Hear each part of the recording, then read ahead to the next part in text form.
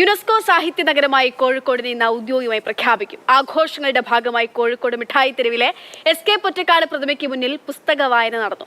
Kozhikode mayor Beena Philip S. പൊറ്റക്കാടിന്റെ തെരുവിന്റെ കഥ വായിച്ചുകൊണ്ടാണ് പുസ്തക വായനയ്ക്ക് തുടക്കമിട്ടത്. നമ്മൾ ഇന്ന് നിർവഹണവും എല്ലാം നടക്കുകയാണ്. ഊനൻ കണാരനാണ് ആ ഹോമത്തിന്റെ പ്രധാന കർമ്മി. ഇറച്ചിക്കണ്ട മൊയ്തീനും നൊണ്ടിപ്പറങ്ങോടനും ഊനനെ ഇടയ്ക്കിടയ്ക്ക് സഹായിച്ചുകൊണ്ടിരുന്നു. അന്നത്തെ പ്രധാന അതിഥിയുടെ മട്ടിൽ കേളു മാസ്റ്ററും ഇരിക്കുന്നുണ്ട്. വലത്തെ ചെവിക്ക് മുകളിൽ കുടുമ കെട്ടിവെച്ച് കുഞ്ഞിപ്രാക്ക് മാത്രം ധരിച്ച മെലിഞ്ഞ് വിളർത്തൊരു മനുഷ്യനും അവിടെ സ്ഥലം പിടിച്ചിട്ടുണ്ട്. വൈക്കം മുഹമ്മദ് ബഷീറിന്റെ മകൾ ഷാഹിന പ്രേമലേഖനവും മകൻ അനീസ് ബഷീറും എസ്.കെ. പൊറ്റക്കാടിന്റെ മകൾ സുമിത്രയും തെരുവിന്റെ കഥയും വായിച്ചു. കോർപ്പറേഷൻ സ്ഥിരം സമിതി ചെയർമാൻ, കൗൺസിലർമാർ, പ്രസാധകർ, കലാ സാംസ്കാരിക പ്രവർത്തകർ തുടങ്ങി സമൂഹത്തിന്റെ വിവിധ മേഖലകളിലുള്ളവർ പുസ്തക വായനയിൽ പങ്കാളികളായി. സാഹിത്യ നഗരി പദവി ലഭിച്ചപ്പോൾ കോഴിക്കോടുള്ള ജനങ്ങൾ എത്രമാത്രം അഭിമാനവും അതോടൊപ്പം സന്തോഷവും പ്രകടിപ്പിച്ചത് എന്ന് എനിക്ക് നന്നായി അറിയാം. സി.കെ. വിജയനുണ്ട് നമുക്കിപ്പം ഈ സന്തോഷ നിമിഷം അല്ലെങ്കിൽ ഈ സന്തോഷ ദിനത്തെ പറ്റി പറയാനായിട്ട്. സി.കെ., നമുക്കൊക്കെയും അഭിമാനിക്കാവുന്ന രീതിയിലേക്ക് നമ്മുടെ തെരുവ്, നമ്മുടെ നാട് മാറുകയാണ്. കോഴിക്കോടിന് ഈ സാഹിത്യ നഗരമാണ് ആ തെരുവ്. അപ്പോൾ ഔദ്യോഗിക പ്രഖ്യാപനം എപ്പോഴേക്കാണ് ഉണ്ടാവുക? എങ്ങനെയാണ് ഈ പരിപാടികളൊക്കെ എങ്ങനെയായിരുന്നു?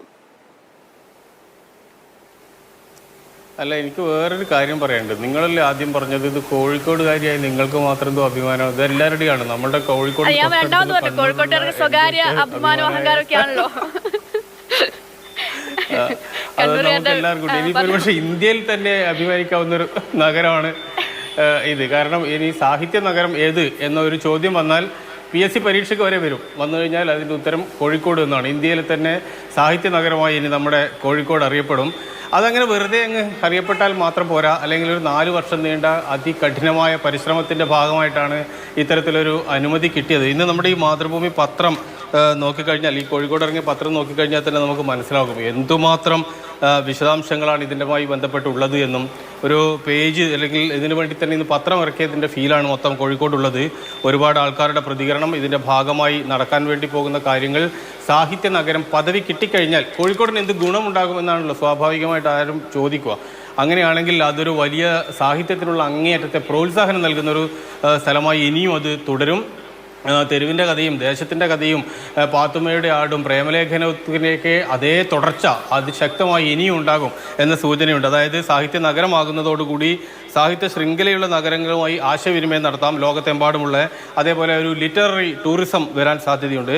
ലിറ്ററേച്ചർ മ്യൂസിയം വരും, വായനാ തെരുവ് വരും, പുസ്തകശാലകൾ വരും, പുസ്തക ഉത്സവങ്ങൾ വരും. അങ്ങനെ വലിയ രീതിയിലുള്ള മാറ്റം ഇതുമായി ബന്ധപ്പെട്ട് കോഴിക്കോട് നഗരത്തിന് ഉണ്ടാകാൻ വേണ്ടി പോകും. നമുക്കിപ്പോൾ കോഴിക്കോട് എത്തിയാൽ തന്നെ കാണുമ്പോഴും മനസ്സിലാകും എസ്.കെ. പൊറ്റക്കാടിൻ്റെയൊക്കെ ഒരു വലിയ പ്രതിമ, ഇപ്പുറത്ത് പുസ്തകം വായിക്കുന്ന രീതിയിലുള്ള വലിയ പ്രതിമ, അങ്ങനെ പാത്തുമ്മയുടെ ആടിൻ്റെ പ്രതിമ, ഇങ്ങനെയൊക്കെയുള്ള പല പല കാര്യങ്ങൾ ഇപ്പോൾ തന്നെയുണ്ട്. ഏതായാലും നമുക്ക് അഭിമാനിക്കാവുന്ന നേട്ടമാണ് കോഴിക്കോടുകാർക്ക്, കേരളീയർക്ക്, ഇന്ത്യയിൽ ആകെയുള്ളവർക്ക്, മലയാളികൾക്കെല്ലാം തന്നെ ഇത് അങ്ങേയറ്റത്തെ അഭിമാനകരമായ മുഹൂർത്തമാണ്. 5:30 മന്ത്രി MP രാജേഷ് ഇതിൻ്റെ ഔപചാരികമായ പ്രഖ്യാപനം നടത്തും.